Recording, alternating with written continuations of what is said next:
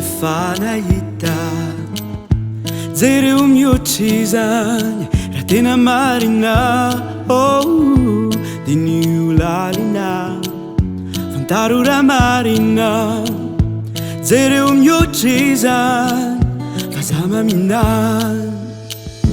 tsy niovavy izy andrinao ve ny fiovany ny raha ao ambony aza nanolotra ny rany na dia lafatra azy izy tsy nitsara ireo nany JEREO mihoatra izany JEREO toy izany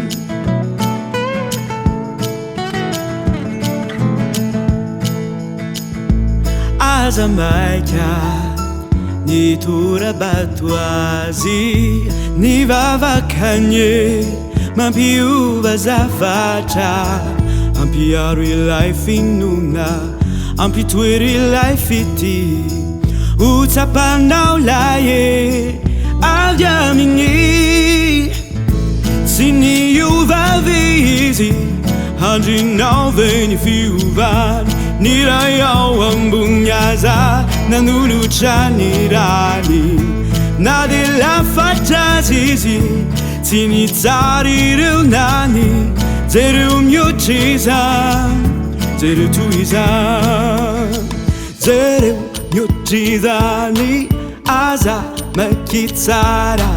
JEREO mihoatra izany tsy miovavy izy andrinao ve ny fiovany JEREO mihoatra izany JEREO toy izany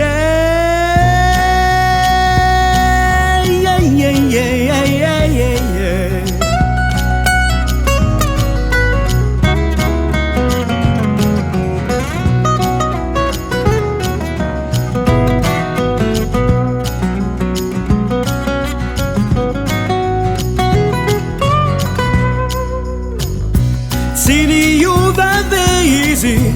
andrinao ve ny fiovany ny raha ao ambony aza nanolotra ny rany na dia lafatra azy izy tsy nitsara ireo nany JEREO mihoatra izany JEREO toy izany